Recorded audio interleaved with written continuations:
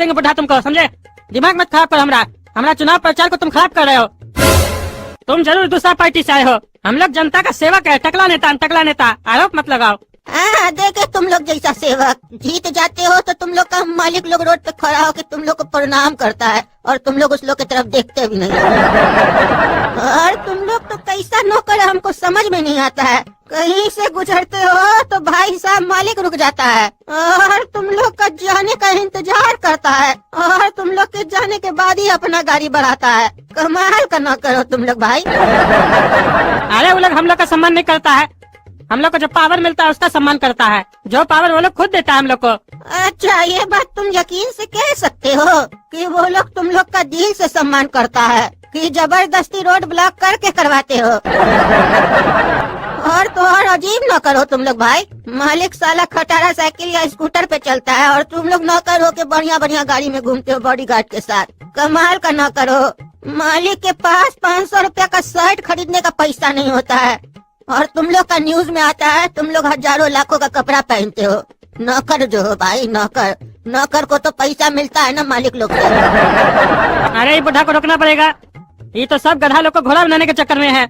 अगर सब घोड़ा बन गया तो भाग जाएगा यहाँ से, फिर हम लोग गधा की तरह घूमते रहेंगे।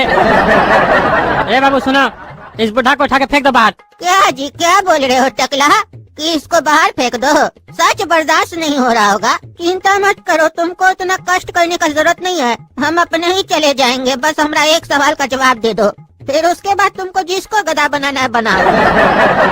ये बताओ, कद्दूपुर में जो मैक्सिमम टैक्स मिलता है वो कौन भरता है? अरे बड़ा बिजनेसमैन लोग भरता है, कॉर्पोरेट। कद्दूपुर में सिर्फ बड़ा बिजनेसमैन लोग टैक्स भरता है, मध्यम वर्ग का बिजनेसमैन लोग टैक्स नहीं भरता है? हाँ, वो लोग भी भरता है। तो बड़ा लोग का बात छोड़ो, उस लोग को जो बेनिफिट तुम लोग को देना होता है वो तो देते ही हो, कि वहाँ से कुछ लेते भी हो। तो जो मध्यम वर्ग का बिजनेसमैन लोग रहता है वो लोग व्यापार अपना पूंजी से स्टार्ट करता है, तुम लोग तो कोई हेल्प नहीं करते हो। वो अपना पूंजी लगा के दिन रात एक करके पैसा जोड़ता है और उसके बाद तुम लोग को पता चलता है हिस्सा मार्केट में एक आदमी आया जो दिन रात मेहनत करके पैसा जोड़ रहा है, तो बस तुम लोग तैयार हो जाते हो, कटोरा लेके पहुँच जाते हो कि उसका मुनाफा का 40-50% हम ले लेंगे। इतना भारी भरकम टैक्स चुकाने के बाद भी उन लोगों को तुम्हारी सरकार से कुछ नहीं मिलता है, कोई बेनिफिट नहीं होता है। वही नाला, वही रोड, वही पानी मिलता है। टैक्स नहीं जमा करने वाले लोग को जो फैसिलिटी मिलती है वही उसको भी मिलती है। उस व्यापारी का अगर पैसा कहीं डूब जाए, कहीं फंस जाए या फ्रॉड हो जाए, उसका जिम्मेदारी भी उसी का है, तुम लोग का नहीं है भाई। तुम लोग तो खाली कटोरा लेके आ जाते हो बस। और जब मंदी पड़ता है तो एक कटोरा से तुम लोग का काम नहीं होता है, दूसरा कटोरा भी बढ़ा देते हो, टैक्स बढ़ा देते हो और उम्मीद करते हो इतना भारी टैक्स लेने के बाद और तुम्हारे तरफ से कोई फैसिलिटी नहीं देने के बाद भी व्यापारी ईमानदारी से टैक्स देगा। और चलो कहीं कोई ऐसा व्यापारी निकल भी जाए जो टैक्स पूरा दे दे ईमानदारी से, तो तुम्हारे कुछ लोग होते हैं जो वसूलने के लिए निकलते हैं। उस ईमानदार को फंसाकर कैसे बेईमान बनाते हैं, उस ईमानदार से पूछा जाए। तुम तो कानून भी नहीं एक रखे हो कद्दूपुर में कि सीधा सीधा बोल दो ना भाई, इतना पैसा कमाए तो एक टैक्स जमा करो, बाकी तुमको सरकार को, स्टेट को कितना देना तुम लोग समझो। झूठे में 10 तरीके का टैक्स बना के रखे हो ताकि आदमी उलझ जाए, तुम लोग का बातें नहीं समझ में आए। दूसरा वो टैक्स भर भी दे ईमानदारी से, तुम लोग पकड़ो तो बोला अरे ये वाला तो टैक्स जमा नहीं किए, तुम चोरी कर रहे थे, पकड़ा गए। अब उस बेचारा को पता ही कहाँ था, वो 5 लाख रुपया टैक्स जमा कर दिया, 2000 के लिए चोरी करता है। तुम लोग तो अपना गेम खेलते हो, काहे कि तुम लोग अपने पास एक पत्ता रखते हो हमेशा कि जब टैक्स ज्यादा वसूलना हो या परेशान करना हो तो काम आएगा हुकुम का इक्का ना। चोरी पकड़ा गया, तुम डर लग रहा होगा हमसे। ये टकला कद्दूपुर का जनता देखो देख रहा है, तुमको कुछ नहीं बोल रहा है। हम तुमको वोट नहीं देंगे, तुम जाओ जो करना करो।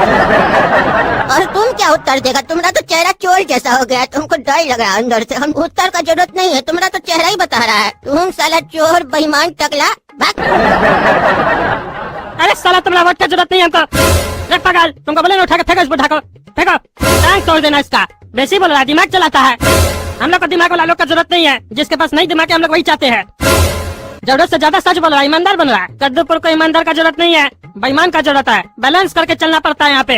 आप सभी देख सकते हैं कितनी छोटी सी उम्र है इस लड़के की, लेकिन ये लड़का मंच पे खड़ा होकर आप लोगों को कैसे संबोधित कर रहा है ये आप लोग देख सकते हैं। तो सुनने के साथ साथ थोड़ा ताली भी बजाइए ताकि इस लड़का का मनोबल बढ़े और ये निडर होकर अपने विचारों को आप सबके सामने रख सकें। धन्यवाद मंत्री जी। तो मैं ये बोल रहा था कि भगवान ने हमें इस दुनिया में क्यों भेजा है। भगवान ने हमें इस दुनिया का रखवाला बनाकर भेजा है, इसलिए ही हम कार्टूनों को शायद भगवान ने 2 टांग और दिमाग दिया है, ताकि हम इस धरती की रखवाली कर सकें। और इस धरती में जो भी चीजें या जीव हैं, वो तभी अच्छे और सुचारू रूप से चल सकते हैं जब हम इस धरती में सब चीजों का बैलेंस बनाकर चलें। भगवान ने हम कार्टूनों को इस धरती पर रखवाला बनाकर भेजा है, ताकि हम इन सब का मजा भी ले सकें और इनमें बैलेंस भी करते चलें, ताकि ये सभी चीजें अच्छे से चलती रहें और हमारी जिंदगी का सफर भी अच्छे से कटे, प्यार से चलते रहे। और शायद हम इस दुनिया में आकर अपना कर्म भूल चुके हैं। जिस प्रकृति और धरती माता से हमें प्यार करना चाहिए था और उसका ध्यान रखना चाहिए था, और हम उसकी जगह क्या कर रहे हैं? कभी सोचा आपने? कभी पैसे की लालच में, तो कभी डेवलपमेंट की लालच में, तो कभी जमीन और पावर की लालच में, और कभी अपने अहंकार और जीव के स्वाद की लालच में प्रकृति को, धरती माता को, जीव जंतु को काट रहे हैं, मार रहे हैं, हर मुमकिन कोशिश कर रहे हैं इन सबको नुकसान पहुंचाने की।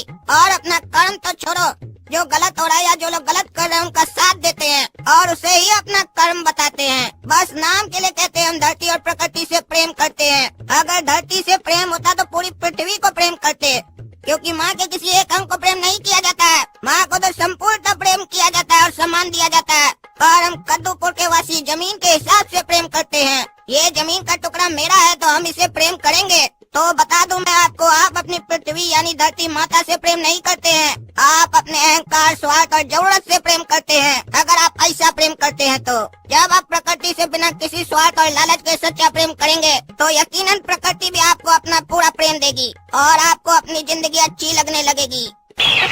अरे ये काला कलूठा को क्या चीज के लिए बुलाए थे? क्या बकबक रहा है? हमारा चुनाव का प्रचार कर रहा है कि ज्ञान बांट रहा है? ऐसे तो जितना आदमी सबको हम पैसा दे के बुलाए वो सब भाग जाएगा, और ज्यादा बोलेगा तो सबको नींद आ जाएगा। काहे कि हमको तो लगता है सारा आदमी को हम पैसा ही दे के बुलाए हैं। अब इसको रोक भी नहीं सकते हम, काहे कि हम ही बोले बहुत बढ़िया बोल रहा है, और बोलो तुमको कोई रोकेगा भी नहीं आज। तो अब कैसे रोके इसको? बोलने तो पागल को, जो भी बोल रहा है कोई ध्यान थोड़ी न देगा। और जब आप जिंदगी से प्रेम करेंगे तो आप इस दुनिया से भी प्रेम करेंगे। तो फिर जो ऐसे कद्दूपुर के नेता लोग आप लोगों के बीच में लड़ाई लगाते हैं, कभी नहीं लगा पाएंगे। कद्दूपुर में मुख्यतः 2 जातियां हैं, एक बाल वाली जाति जिसके प्रतिनिधि चुसेला जी हैं, और दूसरी टकला पार्टी जिसके प्रतिनिधि टकला नेताजी हैं। अरे अब लगता है ये बात करेगा, लड़का चला के मुद्दा पे आ गया। ये लगता है बड़ा के नेता ही बनेगा, गोल गोल बात करके सीधा मुद्दा पे आ गया। और यहाँ जितने लोग बैठे हैं सब बाल वाले आए हैं, और शायद टकला नेता के पास सब टकले ही गए होंगे। तो मैं यही जानना चाहता हूँ, आप लोग कब तक ऐसे ही जाति के नाम पर बंटते रहेंगे और जाति के आधार पर बिना गलत सही समझे वोट देते रहेंगे? आपस में लड़ना बंद कीजिए, वरना इतिहास गवाह है आप जब तक लड़ेंगे लड़ने वाले मजा करेंगे और आप उनके इशारों की कठपुतली बनकर गुलामों की तरह जीते रहेंगे। क्योंकि जब तक आप लड़ना बंद नहीं करेंगे तब तक आप किसी न किसी के गुलाम ही रहेंगे। आप पर हुकूमत करने वाले लोग बदलेंगे, तरीके बदलेंगे, और आप गुलाम ही रहेंगे। आपको लड़ाने वाले तो चाहते ही है कि आप लड़ते रहें, और आपको ये देखना है कि सामने वाले की मंशा क्या है और क्या आप लड़ाई चाहते हैं। क्योंकि आग पानी में नहीं पेट्रोल में लगाई जाती है। तो अपनी विचारधाराओं को पानी की तरह स्वच्छ और निर्मल बनाएं, ताकि जो भी उसमें आग लगाना चाहे उसे बहुत मेहनत करनी पड़े। क्योंकि अगर विचारधाराएं पेट्रोल जैसी होंगी तो एक चिंगारी काफी आग लगाने के लिए। अरे ये काला कलूठा हमारा प्रचार तो कम कर रहा है, ये तो उल्टा लग रहा है हम सब नेता के खिलाफ सबको भड़का रहा है। हमको तो लगता है गलती कर दी है इस साले को बुला के। हमको लगा ये टकला नेता का दुश्मन है तो उसके बारे में कुछ बोलेगा, उसका बुराई करेगा। ये साला तो यहाँ पे आके ज्ञान बांट रहा है और सबका बुराई कर रहा है। तो ऐसे हमको वोट कौन देगा? टकला नेता तो खुश हो जाएगा। अगर आपको लड़ना ही है तो अपने अंदर के गलत विचारों से लड़िए, तो शायद बिना कुछ खो कर भी आप ज्यादा से ज्यादा पा सकेंगे और सही चीजें साफ साफ दिखाई देने लगेंगी। कब तक आप जाति के नाम पर लड़ते रहेंगे और इन जैसे दोगलों को वोट देते रहेंगे? और कद्दूपुर में जो बाल वाली जाति और टकला जाति है, इनकी जो पुस्तकें हैं जिनको पढ़कर आप सही और गलत समझते हैं, तो अपने दिल से पूछिए उनमें लिखी बातों का 50% भी आप लोग पालन करते हैं? भले मैंने आज तक कोई भी पुस्तक नहीं पढ़ी, लेकिन मुझे ये जरूर पता है कि उनमें कोई भी ऐसी बात नहीं लिखी होगी जो गलत होगी। जो भी लिखा होगा सबकी भलाई के लिए लिखा होगा। और ये बात अलग है कि आप उन पुस्तकों का अर्थ समझते किनसे हैं, जो उन अर्थों का अनर्थ करते हैं उनसे, या जो उन अर्थों का सही मतलब बताते हैं उनसे। क्योंकि कद्दू कद्दूपुर में अर्थ का अनर्थ करने वाले कई हैं, जो आपको अपने स्वार्थ के हिसाब से अर्थ बताते हैं, लेकिन वहाँ आपको अपने विवेक का इस्तेमाल करना होगा उनकी मंशा को समझने के लिए। और ये बात तो गांठ बांध लीजिए कि कद्दूपुर का कोई भी नेता आपके भले का कभी नहीं सोच सकता। वो पावर में आने के लिए कोई भी हद पार कर सकता है। अरे ये काला कलूठा तो टकला नेता के साथ साथ हमारे बारे में भी उल्टा सीधा बोल रहा है। ये किस पागल को बुला लिया हम?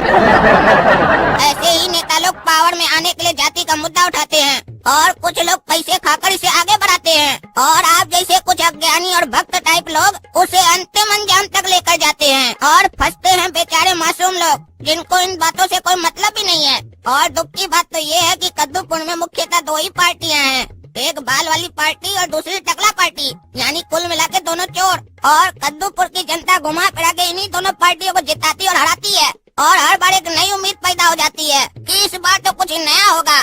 लेकिन होता क्या पता, नई तरीके की स्कैम चोरी होती है। और बेचारे कद्दूपुर वाले करे भी क्या, उनकी मजबूरी भी है, काहे कि इन दोनों के अलावा है कौन? किसी न किसी को तो जिताना ही पड़ेगा ना।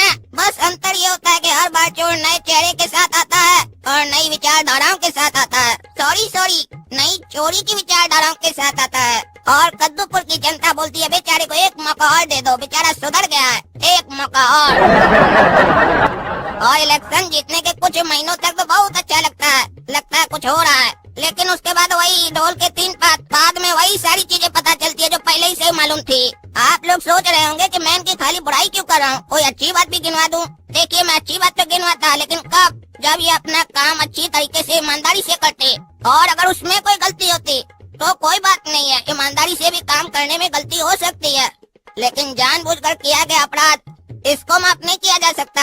मैं जानता हूँ कि कोई भी सरकार चलाना कोई मामूली काम नहीं है, हम लोग अपना घर तो ढंग से चला नहीं पाते हैं, पर इसका मतलब ये नहीं है कि हम सरकार चलाने के लिए गलत सलत तरीके पकड़ लें। जैसे अपना घर चलाने के लिए गलत तरीके से कमाया हुआ धन गलत है, उसी तरीके से सरकार को चलाने के लिए गलत तरीके से किया गया कोई भी प्रयास बिल्कुल गलत है। और ये तभी सुधरेगा जब हम जाति के आधार पर किसी को वोट नहीं देंगे और न ही किसी आपराधिक प्रवृत्ति वाले कार्टून को वोट देंगे। हमें अपना कीमती वोट उन्हें देना चाहिए जो पढ़े लिखे हों, ईमानदार हो, संस्कारी हो, और खास करके जो समाज को जाति के नाम पर बांटते उन्हें तो कतई भी ना। अरे काला कद्दू जी रुकिए, आप बहुत देर से बोल रहे हैं, थक गए होंगे, चलिए नाश्ता पानी कर लेते पहले। अरे नेताजी ऐसे बोलने के लिए तो हमारे पास बहुत कुछ है, लेकिन हम और ज्यादा नहीं बोलेंगे, हम समझ सकते हैं आपको बर्दाश्त नहीं हो रहा है। चलिए नाश्ता करते हैं, काहे कि उसके बाद हमको मालूम हम सच बोलने के लिए पता नहीं जिंदा रहे कि नहीं रहे। अरे मजाक नहीं कीजिए काला कद्दू जी, हम लोग काहे कुछ करेंगे आपको? नहीं नेताजी, हमको आप पर पूरा विश्वास है, आप कुछ नहीं करेंगे।